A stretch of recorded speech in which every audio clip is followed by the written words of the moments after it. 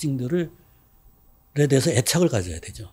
그러니까 이런 좋은 특징들이 뭐였는가에 대해서 우리가 한번 인식을 해볼 필요가 있다는 겁니다. 그전에는 우리가 독립국이 아니었기 때문에 그전에 그 서로 야수와 같이 싸우던 시대를 경험해 보지 못한 건데 그때는 우리가 이제 외정시대 일제하에서 경험한 거죠, 사실. 일제하에 식민지 국민으로서 경험을 해서 그 말기에는 학도병도 나가고 뭐 징집도 되고 했던 것이 이제 그러한 시대였는데 그걸 갖다 우리는 외정시대의 그 악한 것으로만 인식을 하고 그것이 사실은 전체 국제 질서가 그랬다는 것을 학교에서 가르치지 않은 면이 많은 것 같아요. 그래서 이제 국민들이 그 전의 시대에 그러한 것과 지금 현재의 자유주의 국제 질서와의 그 큰 차이점에 대한 인식이 좀 덜 돼 있다. 이런 생각에서 제가 이런 이야기를 이제 굳이 강의에서 얘기를 해드리는 겁니다. 그리고 이제 이러한 자유주의 국제 질서의 특징들이 그대로 발휘될 수 있게 만든 또 하나의 중요한 이 코너스톤이 있었는데, 주춧돌이 있었는데, 그건 뭐냐면 미국의 정치 체제 자체가 굉장히 다원주의적이었고, 그래서 정책 결정 과정이 외부로 다 드러나 있다는 거예요. 개방돼 있고 투명하게. 그리고 국민 여론의 압력이 굉장히 크게 작용을 한다는 겁니다. 미국 정치의 미국의 그 정책 결정 과정에. 그러다 보니까 다른 민주주의 국가 국민들이 미국에서 무슨 일이 일어나고 있는지 다 알고 있어요. 언론의 보도를 통해서. 미국에서 기후변화 협정을 탈퇴하겠다라고 트럼프 대통령이 선거 유세에서부터 공약을 하고 있다. 다른 나라들이 다 알고 있어요. 그다음에 바이든 대통령 후보는 다시 가입하겠다. 그런 태도를 가지고 있다라는 후보 시절부터 그런 태도를 가지고 있다는 걸 다 알고 있어요. 그래서 많은 다른 나라의 정부나 시민단체나 국민들이 자기 입장을 거기에 대해서 표명을 합니다. 미국 정치 과정에다 대고. 표명을 하면 미국의 언론에 그게 보도가 되고 그리고 그것이 미국 정책 결정 과정에 있는 정책 결정자들의 테이블 위에 올라옵니다. 그것이. 그래서 영향을 끼칠 수 있어요. 적어도 우리의 의사를 표현할 수 있어요. 그것을 활용해서 독립운동을 했던 분이 이승만 대통령이었어요. 이승만 대통령이 외교를 통해서 독립운동을 했다는 것에 대해서 많은 이제 그걸 비웃는 사람들도 있지만 미국이라는 나라는 그것이 상당한 그 실효성을 보여주는 나라예요. 물론 지금처럼 독립돼 있고 우리가 상당한 번영을 누릴 때는 그 영향력을 많이 행사할 수 있는데 그때는 나라가 없었기 때문에 그 이승만이라는 독립운동가 혼자 한다는 게 뭐 굉장히 실효성이 없었고 계속 실패만 하시다 돌아오셨죠. 그러나 그분은 그 경험을 통해서 미국 사회의 정책 결정 과정에 어떻게 영향을 줄 수 있다는 거, 또 그 한계가 어디라는 것도 잘 알고 계셨던 분이에요. 그래서 한미 상호 방위 동맹 같은 것도 끌어낼 수 있었던 거죠. 미국의 그 여론을 갖다가 움직이고 정책 결정자들을 갖다가 움직여서.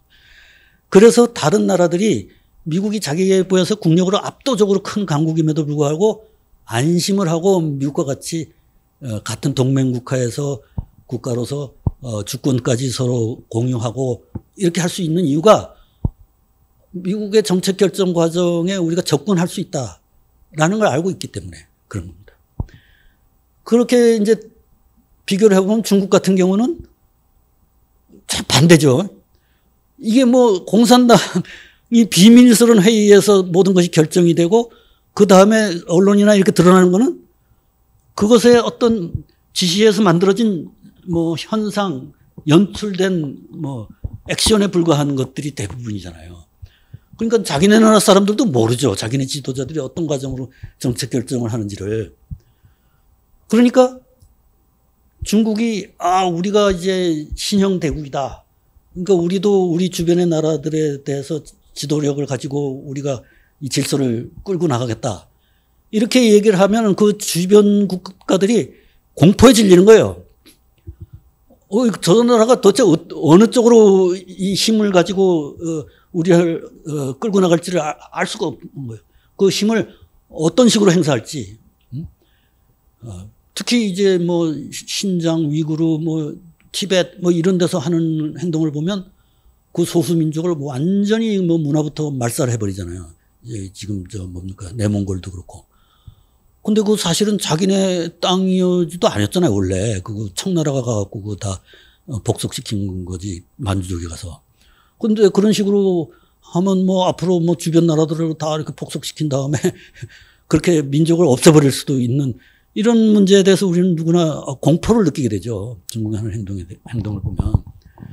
그래서 이런 자유주의 국제 질서를 구축하는 나라가 미국이었다는 그런 개방성과 투명성을 가진 특성, 미국이 가진 특성 때문에 이것이 구축이 되고 또 그 안에서 국제협력이 가능했다는 점이 또 중요한 하나의 포인트라는 거죠. 그래서 이제 국제협력이 일통한 발전이라는 것이 이러한 미국이 주도한 자유주의 국제질서 속에서 일어나는 것이다.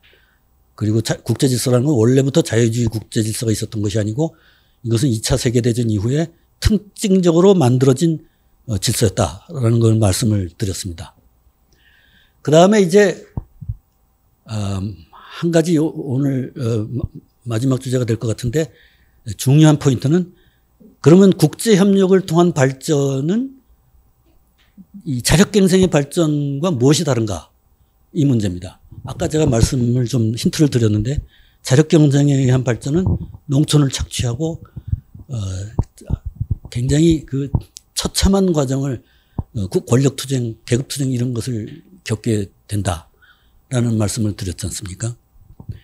그런데 20세기 후반에 우리나라는 이제 이런 국제협력을 통한 발전을 했기 때문에 우리는 그러한 농촌의 착취가 없는 산업화를 한 셈입니다. 말하자면 그것은 농촌 잉여가 도시로 얼마나 착취되었는가 하는 것을 경제학자들이 이 지표로서 이제 분석을 해놓은 걸 보면 거의 그런 것이 없었다는 거예요. 오히려 70년대 이후로는 도시의 잉여가 농촌으로 투자가 됐다는 거예요. 오늘날은 더 심하죠. 오늘날은 도시민들이 낸 세금이 농촌에 투자돼 가지고 농촌 농민들이 비료, 농자재 뭐 굉장히 싸게 지금 전기 막 싸게 쓰고 있지 않습니까? 물론 뭐 농촌 땅값이 싸기 때문에 도시 땅값 비싼 거에 비하면 피해를 보고 있다. 이렇게는 말할 수 있지만 의도적으로 정부가 세금을 걷어갖고 농촌에서 이 자원을 착취를 해갖고 도시에다 투자할 그런 현상은 한국에서는 벌어지지 않은 거예요. 근데 그것이 왜 가능하냐면 산업 투자할 수 있는 펀드를 우리는 해외에서 들여왔단 말이죠. 그러니까 굳이 농촌을 착취될 필요가 없어요. 농촌에서 또 표도 받아야 되는데. 그래서 오히려 우리는 농지개혁을 해서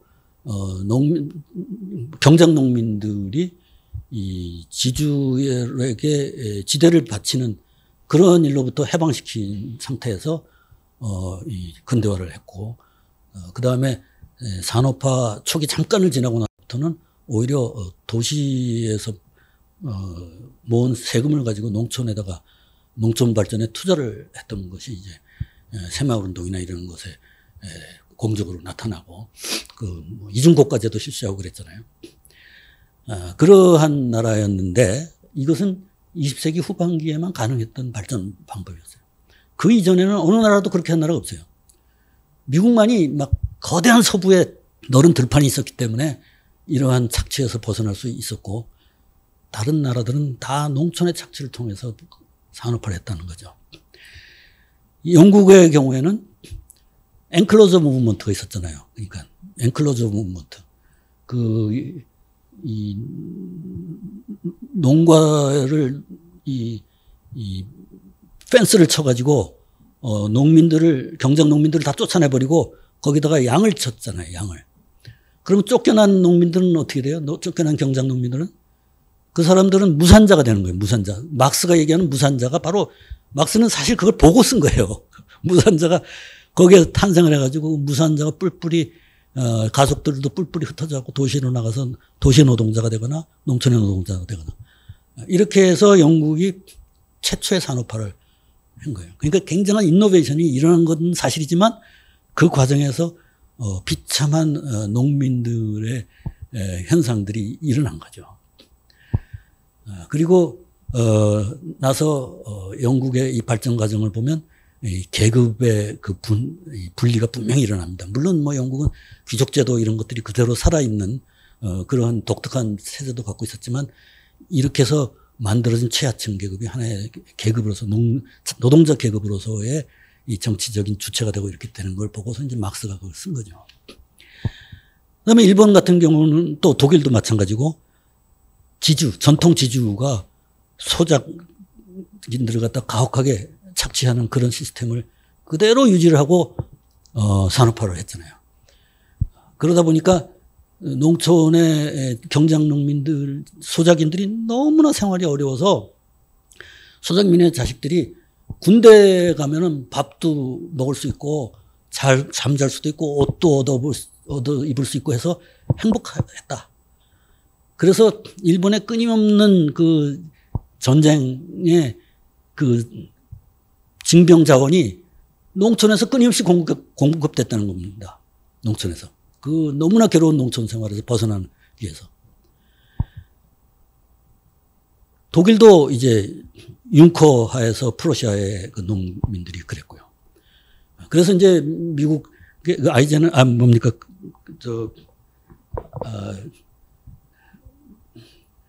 그 일본을 지배했던 아까 그 사령관 메가더 사령관이 농지개혁을 해서 지주들을 갖다가 하나의 계급의 힘으로서 없애버리게 된 원인 중에 하나가 이렇게 하면은 이 징병 자원의 공급을 끊을 수 있다. 그래서 일본의 전쟁 의지를 끊을 수 있다. 이런 생각을 한 거죠. 그러니까 이제 그 같은 체제 하에서 우리나라가 외정시대에 살았던 겁니다. 그러니까 우리나라에서 살았던 그 소작인들, 우리나라의 대부분의 농민들도 굉장한 착취를 받으면서 살았던 거고, 그것이 이제 해방 이후에 농지개혁으로 해서 거기서 풀려났던 거죠. 그 다음에 이제 소련 같은 경우에도 스탈린이 농촌을 집단 농장화하면서 거기서 농업 잉여를 갖다 착취에다가 도시에다가 무자벽에 투자를 해서 산업을 일으켜서 독일과 전쟁을 할 수 있는 능력을 삽시간에 키웠죠. 그 과정에서 수천만이 굶어 죽었다는 거 아닙니까? 농촌의 그 농민들이. 중국에서도 대약진 운동으로 농민들을 갖다가 심각하게 차별했는데 스탈린은 그렇게 해서라도 산업화는 했는데 모택동은 산업화도 실패하고 농촌 착취만 하고 농촌 농민만 수도 없이 죽이고 말았던 거죠.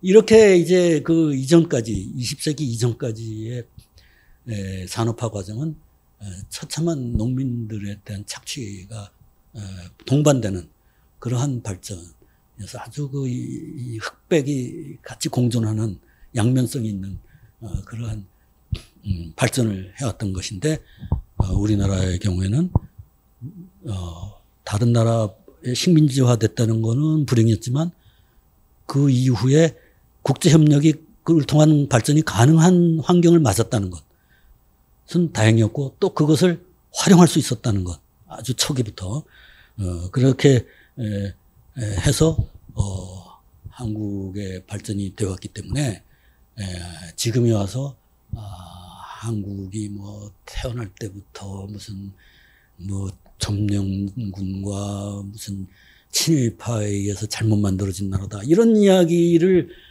하는 것은 의미가 없어요. 의미 자체가. 왜냐하면 다른 나라에서 보지 못한 농촌의 착취가 없는 산업화를 일으킨 것만 해도 이건 어마어마한 행운인데 거기다 대고 뭐 그때 그러한 결정을 내렸던 지도자들이 성분이 뭐 친일파였니 무슨 점령군이었니 이런 말 자체가 의미가 없는 거예요.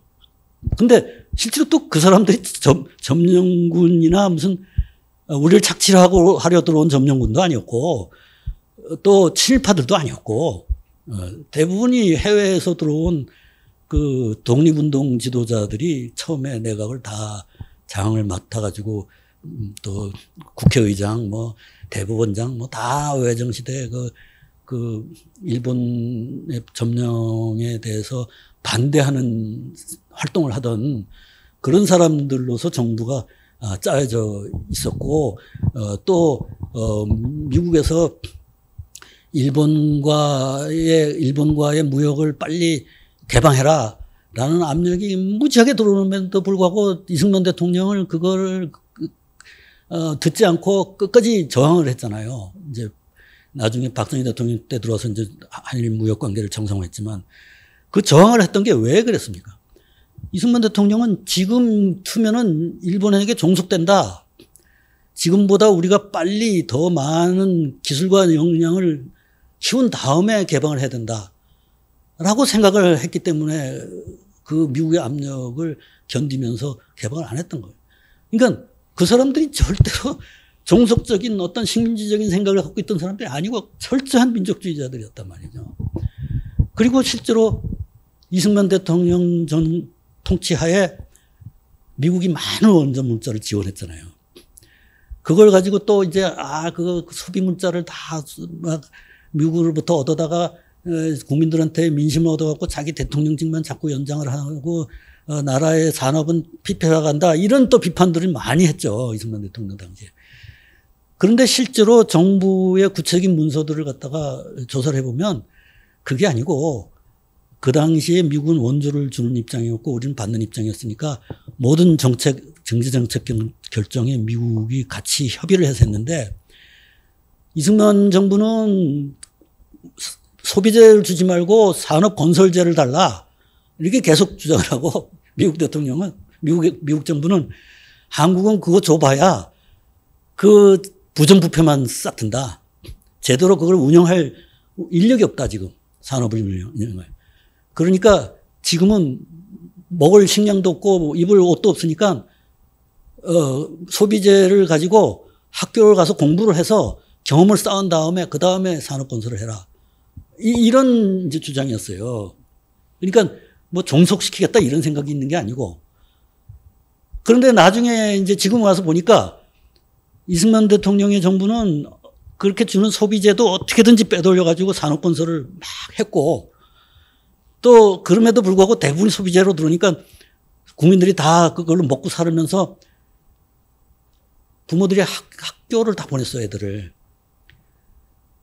그리고 또 이 토지 개혁을 했기 때문에 소작인들 집안에서도 다 이제 지대를 물지 않으니까 그 돈으로 소작인 아들들도 자식들도 다 학교를 갔단 말이죠. 그 사람들이 이승만 정부 동안 다 교육을 받아가지고 60년대 박정희 시대에 경제 성장을 할 때 인력으로 활용이 된 거죠, 전부 다. 그 많은 인력들이 이제 들어가서 글자를 알고 군대에서 이제 그 명령을 집행하는 것도 배웠고 하니까 가서 이제 트라이얼 앤 에러를 가면서 실수를 해가면서 배워서 이 경이적인 발전을 할 수 있는 이 점핑을 할 수 있는 능력이 그때 쌓였던 거예요. 그러니까 그것이 묘하게 미국의 그 권고와 우리의 고집과 이런 것이 서로 믹스되면서 아주 발전에 최적화된 그러한 결과를 일으키는 거란 말이죠. 그러니까 이러한 것이 이제 우리가 지금 와서 보면 이 오픈된 그리고 개방되고 규칙에 기반한 이러한 틀 속에서 이 참여자가 자기의 노력에 의해서 그 장점들을 갖다 활용할 수 있는 그러한 환경이었고 우리는 그것을 농지개혁까지 해가지고 이 발전 과정에서 이 무산자가 이 무산자로서 2세, 3세까지 그 틀에서 벗어날 수 없는 그러한 계급이 형성되지 않는 상당히 그 균등한 그런 발전을 해올 수 있었다는 거죠. 그래서 우리나라 사람들은 욕심이 많아요. 나는 노동자라도 자식은 대학을 가서 사법고시도 패스하고 뭐 이렇게 자랑하는 사람들이 이제 선술집에 가보면 우리보다 한 제너레이션 위에 사람들은 그런 사람들이 많았어요. 그러니까 나는 막노동을 해도 내 자식은 고위고관이 될 수 있다라는 그러한 욕심들을 가지고 있는 게 우리나라 사람들이에요. 근데 그게 딴 나라에 가면 그런 거의 없습니다. 다 그냥 그 자체로서 기가 죽어서 살지. 그러니까 그만큼 우리는 이 활용을 잘한 거예요. 그래서 이 똑같이 자유주의 국제질서라는 것이 미국에 의해서 마련됐지만 미국도 이러한 환경 속에서 한국이라는 같은 나라가 일어날지 예상을 못했고 또 다른 나라들은 같은 질서 속에 살면서도 이렇게 활용을 못했어요. 뭐 브라질이나 멕시코도 상당한 발전을 하긴 했지만 거긴 빈부격차가 우리보다 어마어마하게 난단 말이죠. 거기에다 인종적인 차이가 또 있어요. 인종적으로 그 백인 중산층에서 난 사람과 그렇지 못한 사람들의 운명이 거의 갈려져 있다 이거죠. 그런 것들이 대부분의 나라들이 있는데 미국도 그런 걸 갖고 있고 중국도 그 모택동 시대 그것 때문에 지금도 공산당과 비공산당원 사이에 농촌과 도시 사이에 어마어마한 격차가 있고 그런데 한국에는 지금 뭡니까 진위계수도 3.3 이 정도 이하로 왔다 갔다 하고 또 상당한 빈부격차가 있다 하더라도 그것이 대를 물려서 간다는 의식은 최근에 와서 이제 좀 생기고 있긴 하지만 그 전까지는 그렇게 파다한 보편적인 생각은 아니었다는 거죠. 그만큼 우리는 이 자유주의 국제질서를 굉장히 잘 활용한 국제적으로도 국내적으로도 그러한 케이스다. 그래서 이제 하나의 그 모델이 다른 나라로 볼 때는 모델이 된다. 다만 그것이 한국 사람들도 아무 불평 없이 산다는 그러한 개런티는 아니다. 이런 정도로 오늘은 이야기를 마치고요. 내일 이어서 좀 더 구체적인 이야기를 전개해 볼까 합니다.